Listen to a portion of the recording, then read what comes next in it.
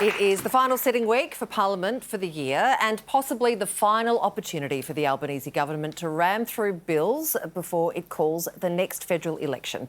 But everyone seems to be standing and shouting and pointing fingers of blame. So what's the red hot deal? Did somebody say red hot deal, Sarah? Because in this, the final sitting week for the year, the government is offering Parliament some cracking Black Friday offers. Offers valid this week only and may or may not be genuine attempts to create meaningful legislation. Like a school kid that leaves their homework to the last minute over the next 4 days, the government aims to pass 76 bills. Batteries not included. This is despite a track record of unsuccessfully trying to cut deals with the Coalition and the Greens on said bills. Sounds easy. Seriously, I have got no idea. They've just got a list of stuff. You've got no idea really what they're going to list each day. It's an absolute mess, to be honest with you. Bills include the Social Media Minimum Age Bill, the Free TAFE Bill, the Electoral Reform Bill, the Future Made in Australia Bill, and the Better and Fairer Schools Bill. Bills shown here are not to scale.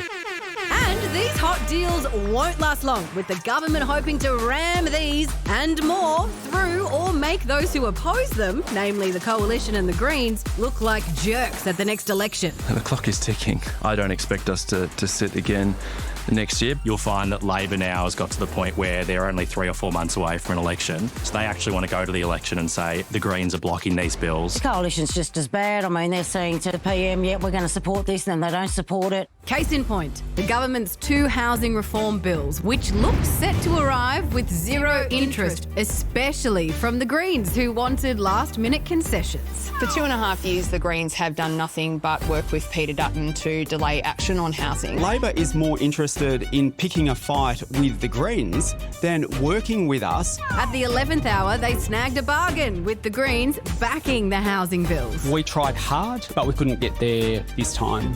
We'll wave through Labor's housing bills. And if we come to the next election and there's still a housing crisis, well, that's a question that Labor has to answer. Oh, and no refunds.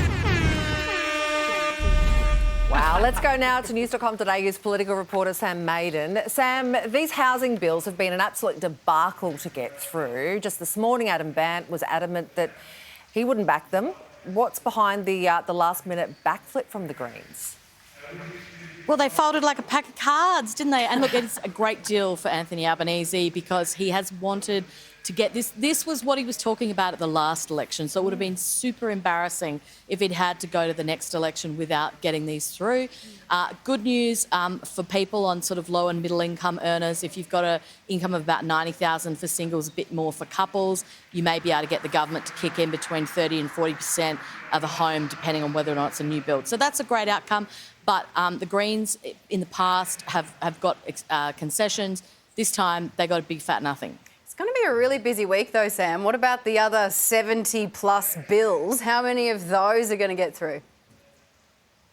Well, look, Peter Dutton did once call me a mad witch, but I'm not officially a psychic. I do not know exactly how many they're going to get through.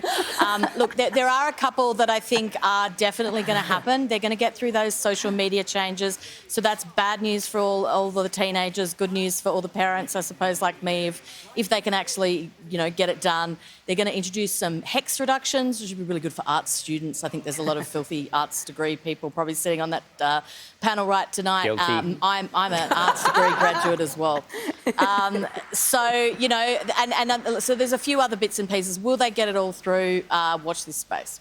Very unkind to Dutz. He should not have called you that, and I'll apologise on his behalf. Now, No, I love it. No, it was don't. great. We get along fine. It was very funny.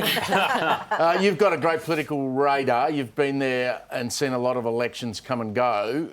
Pocock, the senator, said, well, we probably won't sit again, hinting at an early election. What does the great Sam Maiden make of that? Look, I think he could be wrong about that, simply because, look, the election's either going to be held in March or May, one of the other, right? And I think for a long time, the government was just absolutely hanging on, thinking they were going to get some interest rate cuts, around now. That didn't happen, and so that means it's more likely that the government's going to wait a bit.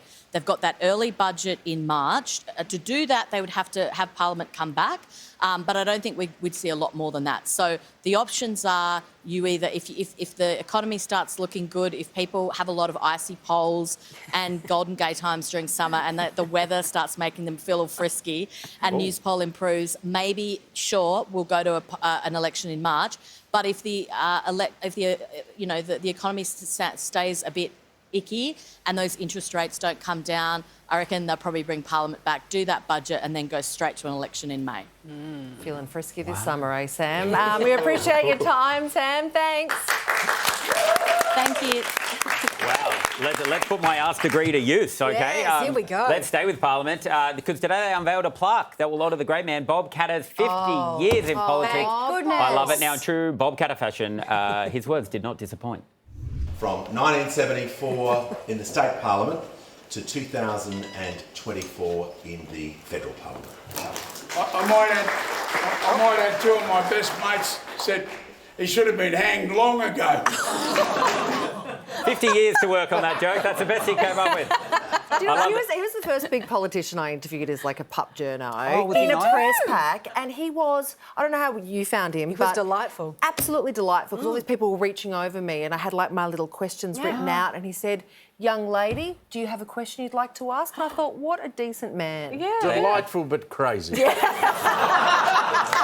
how I like him, Steve.